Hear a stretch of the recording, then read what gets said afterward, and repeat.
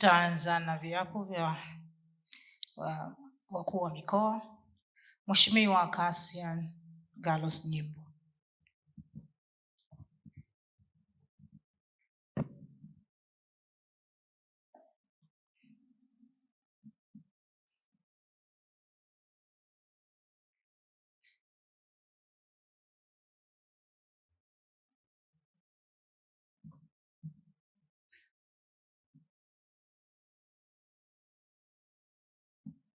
Mimi Cassian Gallus Nyimbo hapa kwamba nitakuwa mwaminifu kwa Zanzibar na kutumikia kwa moyo wangu wote, na kwamba nitahifadhi, nitailinda na kutetea katiba ya Zanzibar na watu wake kwa mujibu wa sheria iliyowekwa.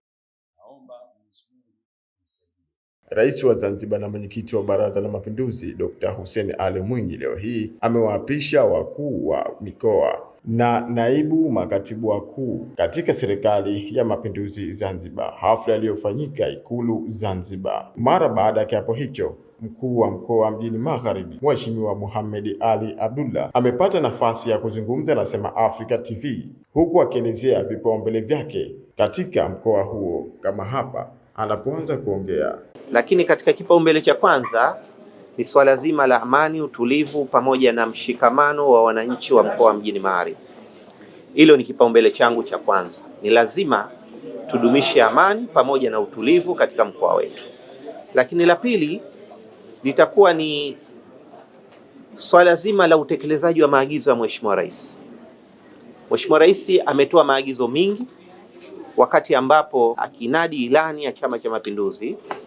Kwa hivyo ni utekelezaji wa ilani ya Chama cha Mapinduzi, utekelezaji wa dira, usimamizi na uratibu wa ile dira ya 2030 pamoja na kuhakikisha dira 2050.